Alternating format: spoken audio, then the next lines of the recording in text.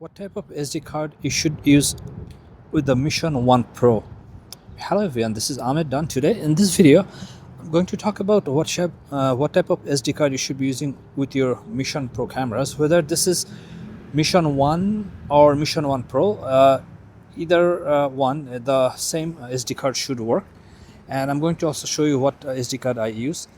So for the camera, you want to use a microSDXC UH1 card, which I have it right here, and it should say U3, V30, A2 and class 10, which if you take a look at it, then you're going to see it's right there.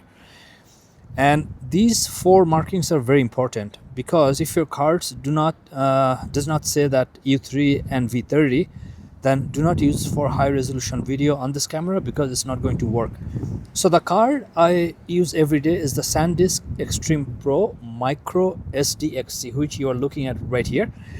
And you can use 128 or 256 or 512 GB, but this one is 512 GB, and it just works fine. I never run out of space.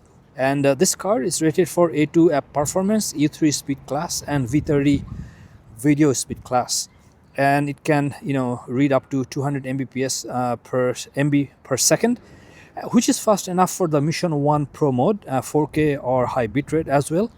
Now, just a few quick tips before we end the video. Always format the card inside the camera, not on your computer, and avoid cheap or unknown brands. A lot of fake SD cards exist on Amazon or other online retailers. And then if your camera freezes or stops recording, 90% of the time it is the SD card, not the camera. So that's why it's always a good idea to use a very good SD card, just like the one you are looking at it right now.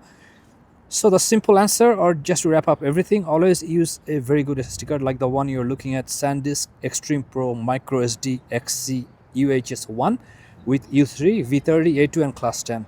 And that's the card I use, and it works every time with my Mission 1 Pro. So thank you for watching, and I'll see you in the next video.